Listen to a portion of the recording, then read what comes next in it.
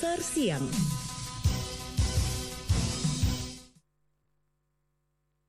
Sembilan 94,4 FM Kanal Inspirasi Pro 1 RRI Makassar. Baik, Assalamualaikum warahmatullahi wabarakatuh. Pendengar dimanapun Anda berada, masih bersama kami di Lintas Makassar Siang di Pro 1 RRI Makassar untuk edisi hari ini, Kamis 4 Maret 2021. Masih bersama saya juga Arfan Yusri di ruang dengar Anda, dan seperti yang saya informasikan tadi, kita akan sapa Anda dalam dialog pengaruh utama gender kali ini yang akan membahas terkait peringatan Hari Perempuan sedunia nantinya yang akan dihelat setiap tanggal 8 Maret ya 2021 nanti. Ini akan ada perhelatannya lagi, Hari Perempuan Sedunia. Tapi kita akan membahas soal sistem pembangunan, perubahan iklim, dan kekerasan terhadap perempuan di ruang dengar Anda. Nah, saya sudah bersama dengan narasumber saya di studio. Ada Ibu atau Mbak nih saya panggilnya? Mbak ya? Mbak ya, Suryani ya, dari tim peneliti gender into urban climate ya, climate change Initiative ya, apa tuh bahasanya nih? Initiative Guci Kota Makassar. Ya. Kemudian ada Ibu Siti Rahmawati Eka, perempuan penggerak komunitas. Ya, selamat siang semuanya. Narasumbernya nih. Kabarnya sehat semua ini, Mbak, Ibu? Iya, sehat-sehat. Alhamdulillah ya. Tetap semangat ya untuk kaum perempuan dimanapun berada yang lagi monitor siaran kita. Sayangnya kan hostnya cuman laki nih. Ya. Oke.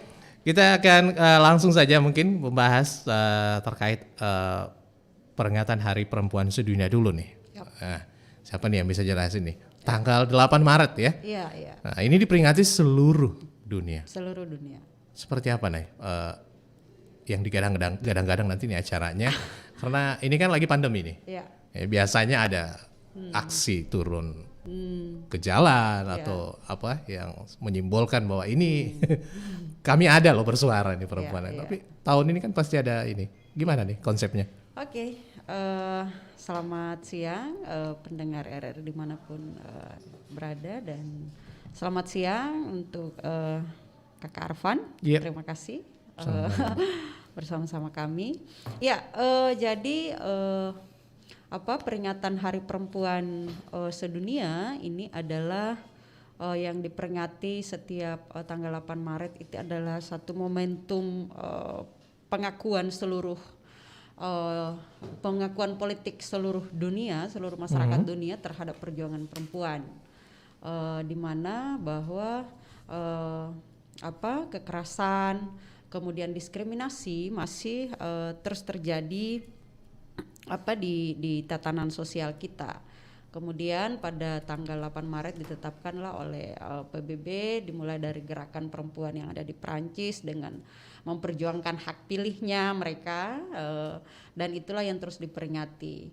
Nah, perjuangan perempuan itu adalah perjuangan di lintas kelas, di lintas sektor, di lintas isu, sehingga perjuangan ini masih sangat relevan dengan situasi saat ini. Nah, untuk rangkaian di Sulsel, kita bergabung dalam WD Gerak Sulsel, International Women Day, Gerakan Rakyat Sulsel. Nah, dimulai dari tanggal 1 sampai rentan waktu 6 Maret ini, teman-teman, kita terus berkampanye lewat media sosial, live di Instagram, live di Facebook, dan untuk menyampaikan persoalan-persoalan yang dihadapi oleh perempuan. Nah, ini juga sebenarnya adalah bagian yang menuju WD, cuman ini membahas dengan spesifik soal yang disampaikan tadi oleh Kak Arfan soal sistem pembangunan dan iklim ya. Global secaranya ya. Kira-kira gitu, Kak. Oke. Jadi seperti apa kita masih bertunggu nih. Seperti apa nanti? Apakah juga geliatnya nanti di medsos saja nih, atau di media sosial ya? Ya, kita ingatkan juga kepada pendengar dimanapun berada yang siang ini bersama kita. Rupanya juga Anda bisa menyimak perbincangan kita di studio melalui medsos ya di fanpage Pro 1 RRI Makassar dan juga di live Instagram serta di YouTube RRI Makassar ya. Live saat ini. Baik, seperti itu penjelasannya, persiapan ya untuk jelang 8 Maret nanti. Di Kota Makassar pun nanti akan jelas ada peringatannya ya. Iya. Oke. Kemudian tertarik tadi temanya ini mungkin berarti serentak juga temanya nih ya. Sistem perubahan iklim, Enggak. pembangunan atau ini yang masuk di Indonesia dong? Ya, kalau temanya untuk tahun ini di Sulsel kita angkat tema perempuan menantang dominasi kuasa untuk keadilan, kesetaraan dan kesejahteraan. Wes, keren. Tanda kutipnya menantang itu loh. Menantang. Iya. Menantang artinya pengen ya nitik beratkan lihatlah perempuan ini di Sulawesi Selatan itu. Gitu. Ada loh ya, Iya. menantang ini, waduh Ya, keren itu ya. tema Itu tema besarnya ya. Oke, nah saya mau masuk nih ke sistem pembangunan perubahan iklim. Apa sih pengaruhnya? Apa pengaruhnya terhadap eksistensi perempuan yang Anda gadang-gadang? Siapa nih yang mau menjelaskan? Mungkin Ibu Rahma atau gimana? Gue kasih pengantar. Oh, pengantar aja dulu. Ya, Silakan. siap. Ya. Wah, Surya. Jadi kalau kita melihat merujuk pada sistem pembangunan, tentunya yang kita ketahui bersama bahwa pemerintah saat ini mulai dari pusat sampai daerah bersama-sama bagaimana membangun kota yang berketahanan iklim dan itu yang berketahanan komunitas. Tentunya dengan berangkat dari bagaimana situasi iklim di setiap kota. Nah, kita di Kota Makassar kemudian adalah kalau kita melihat status quo-nya atau laporan BMKG bahwa perubahan situasi iklim di Kota Makassar ini adalah termasuk dari iklim tropis ya. Nah, di mana kalau kita melihat ancaman dari bencana iklim atau dampak dari perubahan iklim ini di Kota Makassar itu kenaikan muka air laut, curah hujan yang tinggi, kemudian banjir, cuaca ekstrim. Nah, itu yang seterusnya. Nah, kemudian melihat dari situ pemerintah Kota Makassar pada tahun 2015 pun telah mengeluarkan beberapa kebijakan untuk itu. Namun pada riset atau kajian yang kami lakukan, saya sendiri melakukan langsung terjun ya, sama ya, kajiannya. Iya, saya langsung turun untuk melakukan kajian bersama teman-teman yang ada di Jerman, di Afrika. Sebenarnya penelitian ini dilakukan di 3 negara sih. Penelitian GUCI ini dilakukan di 3 negara untuk melihat sebagaimana sih sistem pembangunan, kebijakan iklim dan aksi-aksi perubahan iklim ini itu memperhatikan situasi perempuan yang terdampak kayak gitu. Nah, apakah kemudian aksi-aksi ini atau kebijakan ini juga pada saat merumuskan itu melihat kerentanan perempuan terhadap bencana iklim ataupun dampak dari perubahan iklim itu sendiri. Nah, itulah yang coba dilihat. Nah, kemudian kita melihat bahwa pemerintah Kota Makassar bagaimana mengeluarkan kebijakan, program atau aksi baik mitigasi atau adaptasi untuk membangun ketahanan kota yang tahan iklim begitu, tetapi juga itu berjalan beriringan dengan semakin masifnya juga pembangunan hotel dan seterusnya sehingga ruang-ruang RTH, ruang terbuka hijau, akhirnya kan pemerintah juga keteteran dalam memenuhi itu. Nah, itulah yang dan justru kan yang kita ketahui bersama justru semakin banyak meningkat pembangunan infrastruktur juga akan berkontribusi terhadap emisi GRK. Nah, gitu. Nah, itulah yang coba kami lihat, Kak Karvan, bagaimana sih situasi perempuan di Kota Makassar kan dengan perubahan iklim ini. Nah, mungkin Kak Rahma bisa berbagi seperti apa yang program-program untuk program-program di Kota Makassar khusus untuk merespon perubahan iklim itu sendiri. Berarti ya semuanya memang harus ikut begitu ya, karena ini iklim memang secara global dan tidak serta-merta harus berkutat dengan masa lalunya yang itu ya. Masalah perempuan saja tapi tidak mempengaruhi tidak memikirkan soal perubahan iklim yang ada sekarang ya ketinggalan lah. Betul. Gimana tadi mau menunjukkan bahwa menantang itu kalau besar ya dalam kehidupan kita termasuk pada perempuan, dunia perempuan dan sebagainya. Nah, kalau Ibu Siti Rahmah gimana nih menanggapinya menjelaskan ini? Mungkin seperti yang diantar oleh Mbak Suryani tadi. Ya, dengan adanya perubahan iklim ini, masyarakat ketika ada program dia itu tidak pernah dilibatkan. Nah, dengan adanya lorong garden, dia hanya langsung disampaikan bahwa kita harus menata lorong, ada menanam bunga. Itu tidak pernah ada penyampaian. Jadi sistemnya itu betul-betul masyarakat tidak tahu apa itu perubahan iklim karena tidak pernah diinformasikan. Nah, kenapa sampai terjadi kekerasan dalam perempuan karena kondisinya di mana ada cuaca yang tidak menentu. Ketika perempuan melaut, karena yang saya dampingi itu rata-rata perempuan pencari tude. Artinya di lapangan Ibu hadapi ya, seperti itu ya. Iya. Kondisi yang dialami teman-teman yang ada di pesisir itu betul-betul memprihatinkan.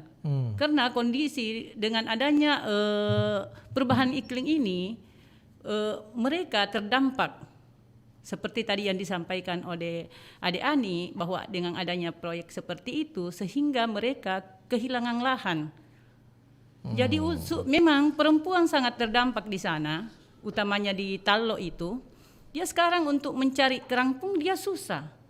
Apalagi kalau mau disertai dengan diberikan lagi program semacam menanam bunga dan segala macam, dia kan harus mengeluarkan uang lagi.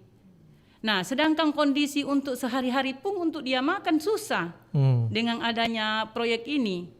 Jadi terdampak dimanapun mereka mau mencari kehidupan yang lain itu tidak bisa. Sehingga perempuan yang terdampak itu ketika dia mengambil jalan dengan alasan bahwa anaknya tidak disekolahkan lagi sehingga anaknya dikawinkan dengan pernikahan dini. Itu terdampak untuk perempuan, bukan lagi untuk ibunya, perempuannya, tapi di semacam ini saya berharap pemerintah ketika ada program seharusnya langsung menginformasikan. Ada kan RT RW. Tugas RT RW itu seharusnya diberikan program ini, diberikan pelatihan dan segala macam itu. Jangan larinya ke teman-teman perempuan yang ada di komunitas yang sama sekali tidak mengetahui, masuk di lorong, pasang lorong garden. Padahal kita tidak tahu apa maknanya itu lorong garden. Terus terang saya tidak pernah terlibat yang namanya lorong garden, perubahan iklim dan segala macam. Teman-teman di sana disampaikan, ada beberapa teman-teman fasilitator menyampaikan bahwa di sini ada perubahan iklim. Nanti dia tahu bahwa perubahan iklim itu ternyata cuaca yang tidak menentu. Nah, setelah teman-teman menyampaikan bahwa ini yang namanya iklim, ternyata iklim itu perubahan yang tidak menentu, kadang hujan, kadang tidak. Seperti itu. Berarti intinya edukasi ke masyarakatnya ini yang belum sampai. Khususnya ini pada kaum perempuan ini banyak yang baru tahu nih.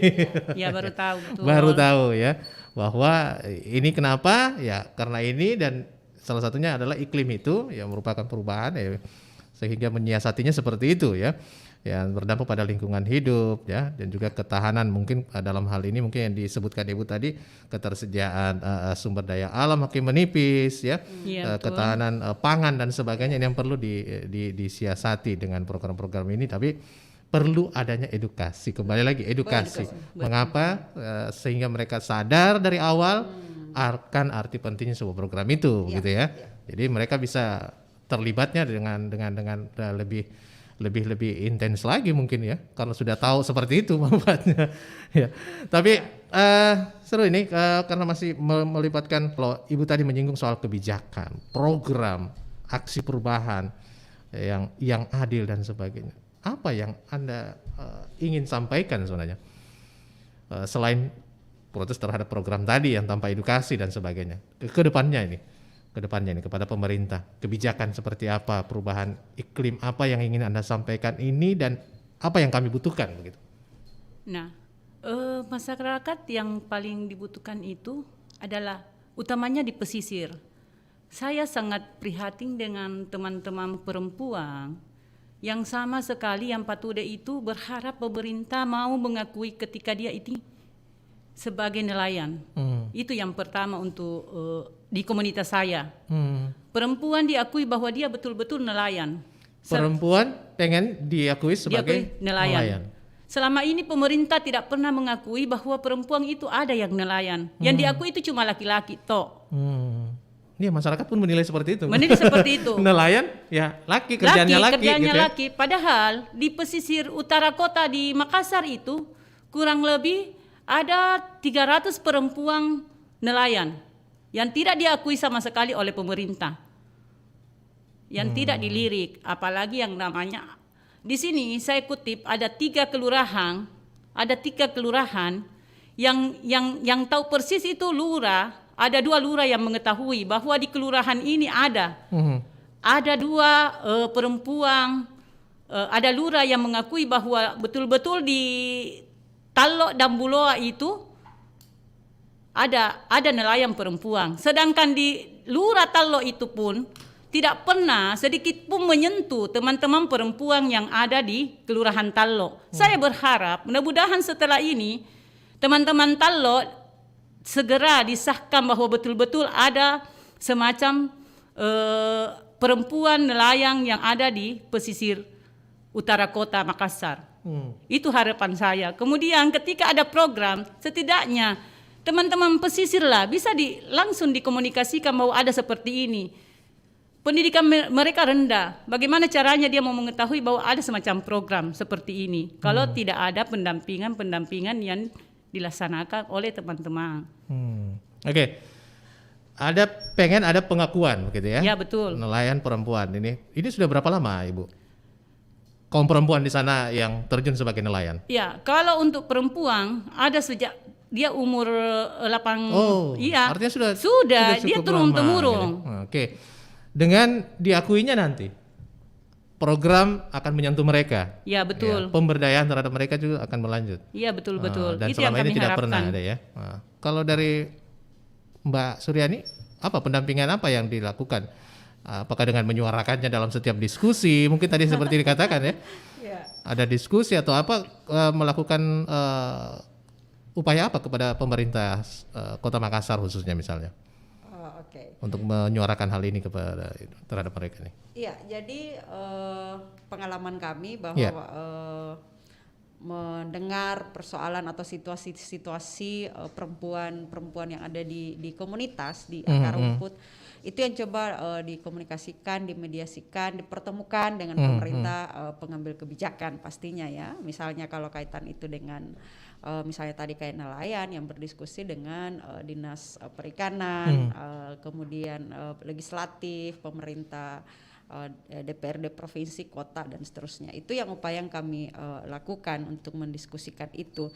Yang kedua memang yang kami lakukan bahwa memberikan pendidikan atau edukasi di masyarakat, termasuk tadi yang disampaikan oleh Kak Rahma bahwa misalnya dalam hal bagaimana mereka memiliki hak yang setara di dalam pengambilan keputusan di kampung atau di kelurahan.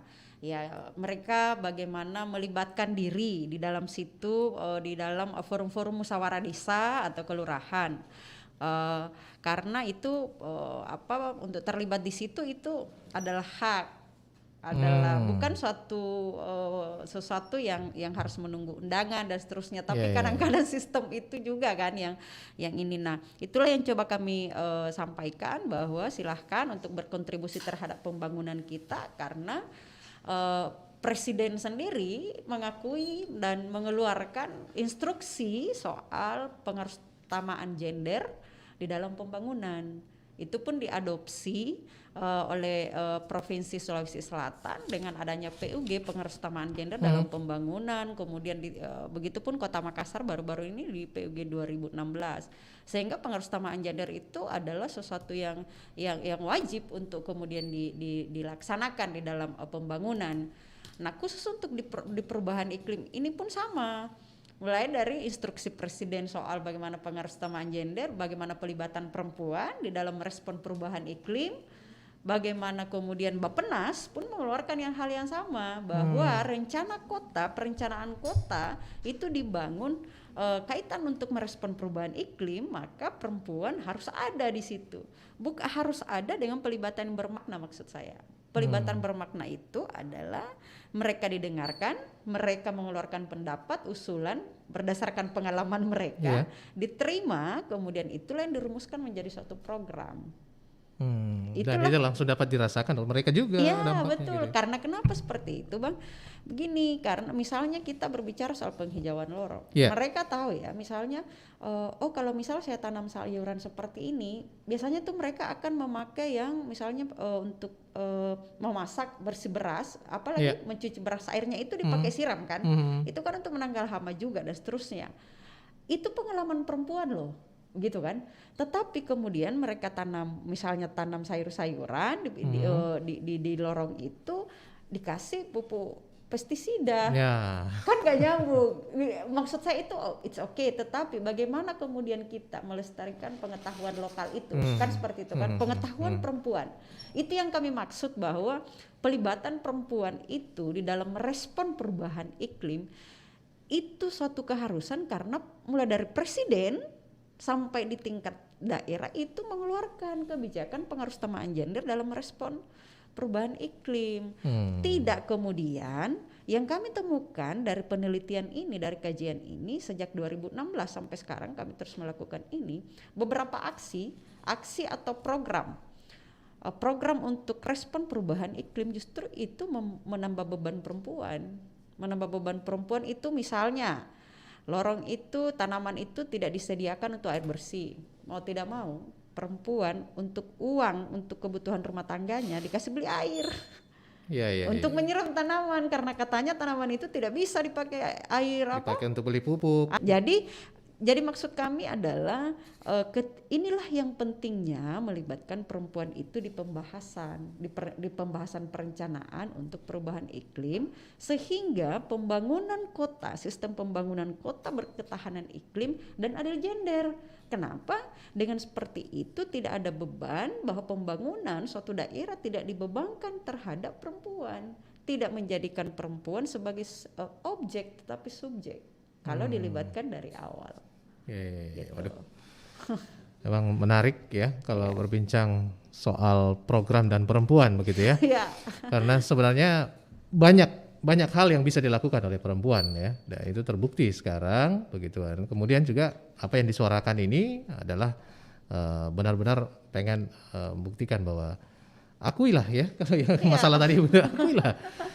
Karena secara kebijakan dari atas top down-nya ini sudah jelas, tapi ya yang real di lapangan ini belum terasa ya. Mungkin ada penyumbatannya dulu.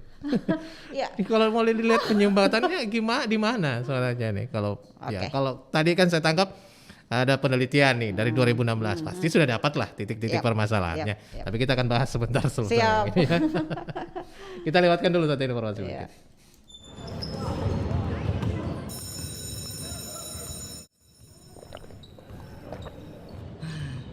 Seger. Wah, seru banget ya olahraga hari ini. Iya ya, ini airnya juga seger banget. Gak haus lagi kita. Udah kita kagak gitu, cuma dikit kok. Iya, gak bakal ngaruh kali. Siapa bilang gak ngaruh? Coba kalian bayangin, kalau tiap kita nyisain air 100 mili aja dikali 100 orang sehari, dikali setahun, dikali 100 sekolah, kita udah membuang-buang air sebanyak 365 liter air loh. Apalagi kalau makin banyak yang ngelakuin hal yang sama. Wih gila, boros banget kita ya. Abisin sayang airnya. Nah gitu dong. Selain sehat, kita juga menyelamatkan air untuk masa depan. Setuju.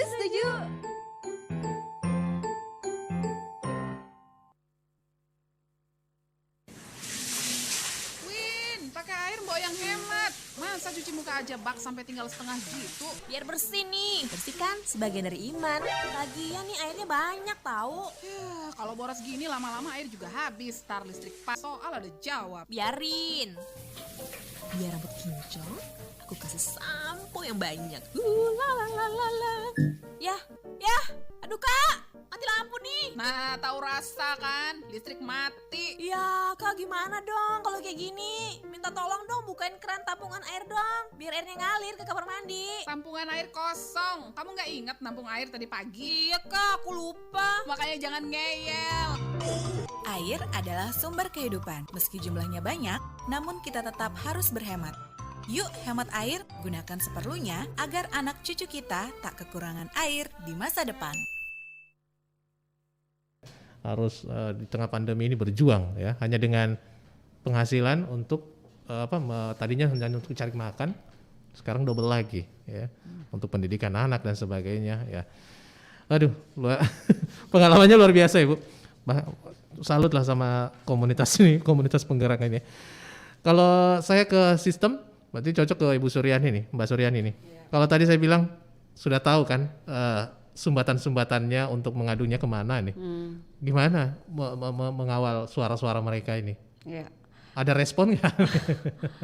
Iya, jadi sebenarnya hambatan kita juga yang kita lihat ya, hambatannya karena ya mau tidak mau saya harus mengatakan bahwa pemahaman pemerintah mengenai perubahan iklim dan perempuan itu masih sangat lemah. Masih sangat lemah. Saya harus menyampaikan itu karena dari beberapa kali kami berinteraksi, melakukan wawancara secara langsung, dialog dan berdiskusi dengan beberapa SKPD, kami menyampaikan bahwa pemahaman itu masih sangat-sangat lemah.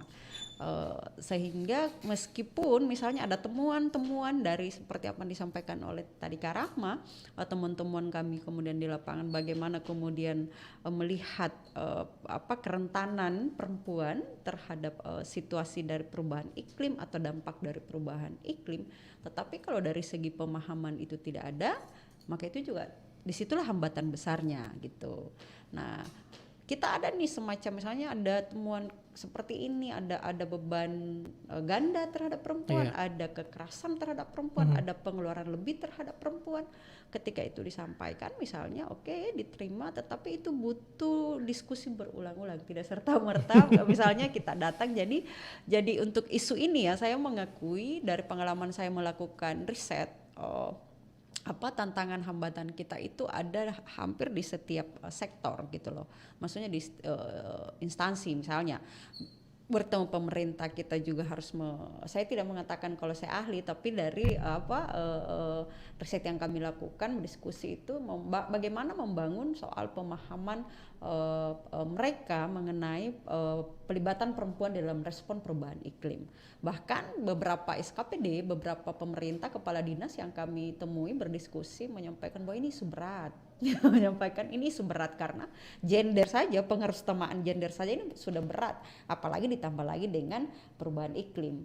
Tetapi mau tidak mau kita harus merespon ini. Kenapa? Karena ini adalah isu global. Dan ini sudah terjadi. Iya, dan ini sudah terjadi. Dampak dari perubahan iklim ini sudah terjadi, sehingga mau tidak mau kita harus kejar-kejaran untuk bagaimana merespon ini. Ini juga sejalan dengan komitmen presiden kita yang berkomitmen akan berkontribusi pemerintah Indonesia menurunkan emisi GRK itu 45 sampai sekian persen, sehingga itu ya mau tidak mau kita harus melakukan itu. Gitu, Bang. Baik. Jadi soal pemahaman. Pemahaman lagi ya. Iya. Waduh. Berarti istilahnya kalau kembali ke pemahaman dari nol lagi nih ya, perjuangannya. Tapi pemerintah sudah berupaya untuk melakukan itu. Tinggal mau meningkatkan aja. Ya. Oke, kalau dari pengantarnya juga tadi mengatakan ini ada beberapa kebijakan yang tidak melibatkan partisipasi penuh masyarakat miskin.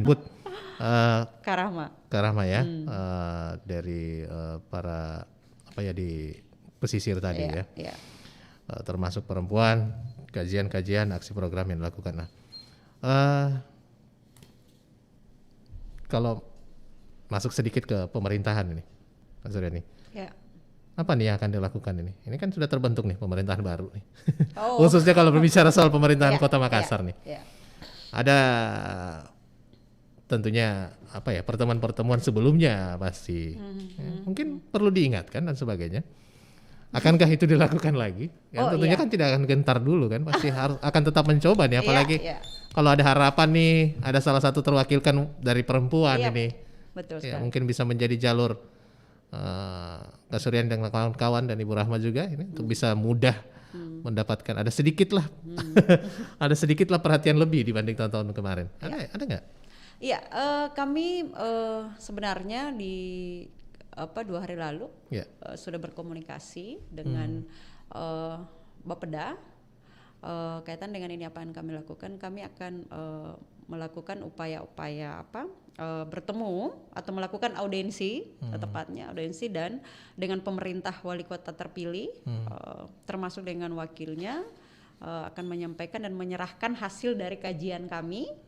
Ini akan kami serahkan temuan-temuan, serta kami akan menyerahkan bagaimana menyerahkan policy brief. Bagaimana policy brief berkaitan dengan perumusan peraturan daerah Kota Makassar mengenai perubahan iklim yang terintegrasi gender. Nah selain itu kami juga akan kedepannya ada kegiatan bersama dengan SKPD untuk melakukan pelatihan terkait dengan perubahan iklim dan perempuan. Ini khusus di SKPD. Jadi itu adalah seperti yang tadi saya sampaikan bahwa soal pemahaman, kalau kita ada temuan kaitan dengan pemahaman, maka kami upaya yang bisa kita lakukan bersama adalah soal pelatihan mengenai pemahaman itu bagaimana. Ada nggak bocoran gimana nih? Gambaran pelatihan jangan sampai pelatihan kayak kemarin-kemarin lagi gitu ya. Kan yang butuh langsung to the point mengedukasi masyarakatnya itu kan yang perlu diperlukan pencerahannya. Iya. Adakah perubahan sedikit yang kalau untuk pelatihan untuk SKPD ini baru akan kami lakukan. Ke SKPD-nya nih ya? Ini SKPD-nya nih. Jadi, kalau pelatihan untuk perempuan penggerak di komunitas itu sudah kami lakukan sejak dari tahun berapa Kak ya? Dari sejak lama artinya lah. Itu sudah berkelanjutan. Iya, sudah berkelanjutan. Nah, kenapa juga kita bisa sampai menyampaikan bahwa seperti ini temuan kami, tentunya itu setelah meng-cross check dengan situasi perempuan yang ada di komunitas. Ada data gitu ya. Iya, ada data. Gitu. Selalu ngomong atas base data gitu ya. Karena itu yang harus dipertanggungjawabkan nantinya. Iya, karena memang riset ini Bang, Gucci ini kita memang fokus untuk mengkaji soal kebijakan dan program, termasuk melihat integrasi betul apa yang kami sampaikan, temukan itu memang betul-betul, dan apa yang kami temukan selalu menyampaikan, meng-cross check ke pemerintah terkait. Jadi kalau boleh saya bilang ini, kalau diperiksa laptopnya Mbak Suryani ini laporan temuan semua nih ya. Ada juga Bang. Laporan temuan semua nih. Ada juga Bang. Ya, tapi ya harus bergelut lagi dengan visinya ke depan, pasti harus digimanain nih setiap problem ini kan. Iya. Setiap itu. Bagusnya pemerintah kita Kota Makassar terbuka untuk itu. Oh ya? Iya. Sejauh mana? Ya, terbuka menerima kritikan kami, menerima bahwa ya mungkin karena kami menyampaikan bahwa ini soal pemahaman, gap yang kami temukan soal pemahaman akan lebih baik ketika kita melakukan pelatihan bersama, dan mereka terima. Mereka terima, artinya juga ya ada mindset yang sama berarti sudah ya. Tinggal terbangun. Action. Nah itu dia Bang. Actionnya ini yang ditunggu ya. Iya. Tapi kan satu tantangannya adalah pandemi ini lagi. Nah itu dia, pandemi ini betul-betul. Pandemi ini yang jadi masalah kan. Pemerintah kota juga, pemerintah ya bukan hanya pemerintah kota, seluruh. Ini juga pun bukan hanya di iklim ya, tapi ya ini namanya seluruh dunia pun lagi mengalami ini betul. Resesinya. Ya. Tapi ya namanya juga perjuangan harus tetap konsisten. COVID dan perubahan iklim itu sama-sama pentingnya untuk direspon. Iya. Dan itu sudah terjadi. Dan harus lebih sigap lagi, artinya boleh dikatakan programnya baru A, tapi yang terjadi di lapangan sudah F gitu ya. Betul.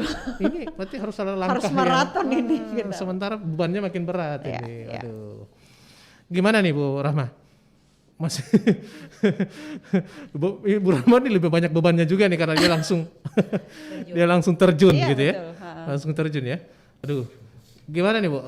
Kalau dari ya kita menyinggung tadi soal pemerintah Kota Makassar ya. Gimana kalau yang Ibu harapkan lagi nih atau ada mungkin yang Anda ingin suarakan lagi nih selain ini niatnya untuk diakui agar dapat langsung mengerti apa yang dibutuhkan oleh masyarakat sana dan yang dirasakan oleh masyarakat sana. Ya, saya berharap teman-teman di sana itu, karena untuk saat ini yang dia butuhkan itu adalah pengakuan, kemudian Pengakuan itu utama ya, yang utama ya. Yang utama, kemudian lebih tersentuh lagi, lebih diperhatikan oleh pemerintah setempat. Itu yang utamanya. Jadi sentuhnya dalam apa ini Bu? Bisa saja mengenai ada pelatihan-pelatihan apakah untuk cara penangkapan bagaimana, sistem yang lebih bagus lagi daripada yang dia Kemarin-kemarin. yang kerjakan sekarang ya. Nah, kemudian untuk yang pengelola ikan di Kelurahan Cambaya untuk tetap difasilitasi oleh perikanan supaya tidak berhenti berproduksi. Karena selama ada pandemi ini kemudian dengan adanya proyek Makassar New Port ini, mereka tidak produksi lagi. Kasihan. Itu yang dampak yang terjadi dari pembangunan New Port iya, itu betul, ya. Betul. Jadi saya berharap dengan adanya Tadinya kan pasti ada bargaining program. Dengan diadakannya itu masyarakat sekitar khususnya ini akan mendapatkan tambahan program pemerintah yang lebih ini ternyata nggak jalan. Ya betul.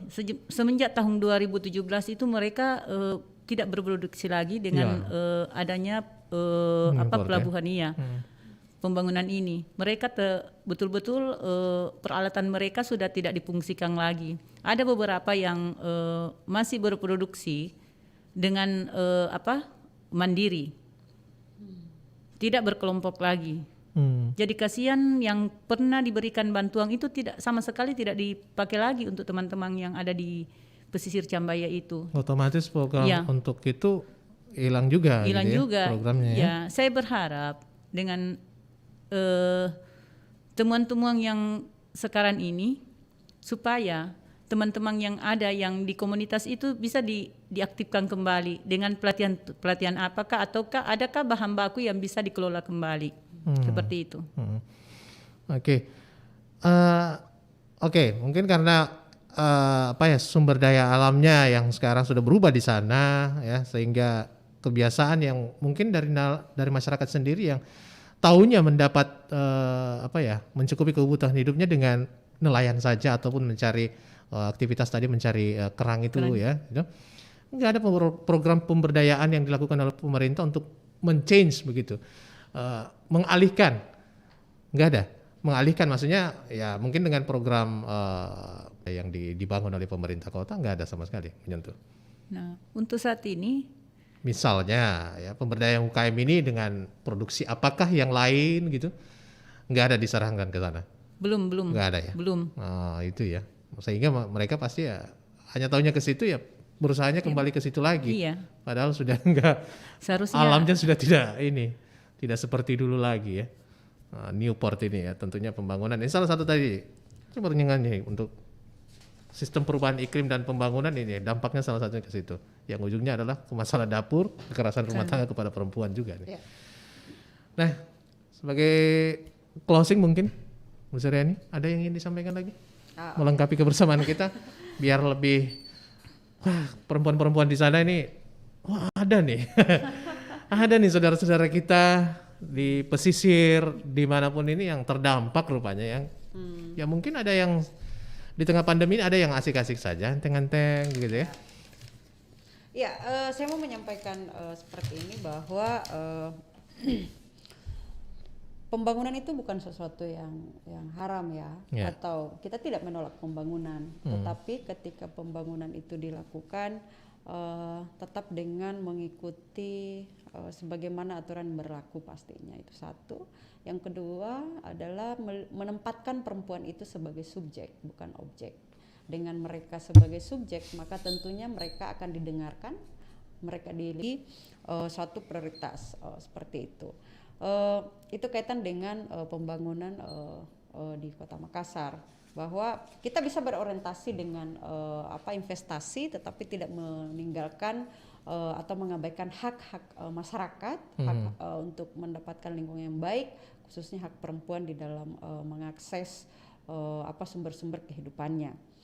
Khusus untuk saya mau menyampaikan untuk perubahan iklim, kaitan dengan perubahan iklim, bahwa kesimpulan kami di riset ini bahwa pemerintah gagal membangun suatu perencanaan, suatu pembangunan kota yang berketahanan iklim, karena perencanaannya tidak terintegrasi gender atau tidak adil gender. Itu kemudian hal ini tentunya tidak sesuai dengan bagaimana instruksi Presiden di dalam bagaimana pelibatan perempuan atau pengaruhutamaan gender di dalam merespon perubahan iklim di setiap daerah. Gitu, Pak. Terima kasih. Jadi artinya momentum 8 Maret nanti ini ya di blow up semua nih. Iya. Di blow up semua ya. Ya jangan kapok-kapoknya lah. Mungkin nanti kita akan berbicara lagi soal bagaimana, atau mungkin responnya nanti kita akan follow up lagi nih ya. Iya. Yang penting Kak Suryani dan Ibu Rahma mau mau berkontribusi juga nih ya. Kita akan tetap dalam program pengaruh utama gender ini memang akan selalu fokus di setiap harinya dengan berbagai aspek perspektif perempuan, anak dan sebagainya, dan terhadap lingkungan juga itu kita akan bahas terus di sini di Pro 1 RRI Makassar setiap siangnya. Dan terima kasih sekali lagi. Mudah-mudahan 8 Maret bisa sukses, apapun itu bentuk rencananya, gaungnya tersampaikan kepada seluruh masyarakat di dunia, di Sulawesi Selatan, di Makassar, sampai di pelosok kota yang terpencil juga di sana, kalau boleh dibilang, di sisi-sisi kota pesisir kita ini, yang masih butuh sekali perhatiannya. Selamat Hari Perempuan Internasional. Itu ya? Selamat Hari Perempuan Internasional. Tadi topik apa? Temanya tahun ini? Perempuan menantang dominasi kuasa untuk keadilan, kesejahteraan, dan kesetaraan. Nah, mudah-mudahan pemerintah kita juga nih dengerin ini ya. Mudah-mudahan ada perhatiannya dan ada harapan di tahun ini untuk teman-teman di komunitasnya Ibu Andi Rahma, Ibu Sisti Rahma, kemudian ada Ibu Suryani, juga tidak lelah mungkin, mudah-mudahan tetap bersama masyarakat kecil yang butuh bantuan. Baik, lebih dan kurangnya mau dimaafin nih ya, waktu juga yang membatasi kebersamaan kita ini. Dan pendengar juga yang menyimak siaran kami melalui media sosial kita, mudah-mudahan juga tersampaikan apa yang mereka ingin sampaikan ya di pengaruh utama gender ini, khususnya memperingati Hari Perempuan Internasional 8 Maret nanti. Kita sama-sama dorong bagaimana perempuan ini bisa ini sukses juga nih ya. Perempuan bisalah, jangan tidak bisa dibandingkan lagi dengan laki-laki perempuan, tapi perempuan itu setara sekarang boleh dikatakan seperti itu. Bahkan lebih nih dibanding mereka. Ya, dari contoh-contoh yang diungkapkan di sini, kita tahu bahwa peran perempuan atau wanita itu sekarang, apalagi di tengah pandemi ini tuh udah 2 kali beban yang dilakukan oleh laki-laki nih. Baik, kita sama-sama bersatu untuk mendukung mereka apapun itu. Mereka juga adalah saudara kita, mereka butuh juga gandeng tangan dari kita semua untuk mendukung program-program yang bisa menyentuh dan membantu mereka.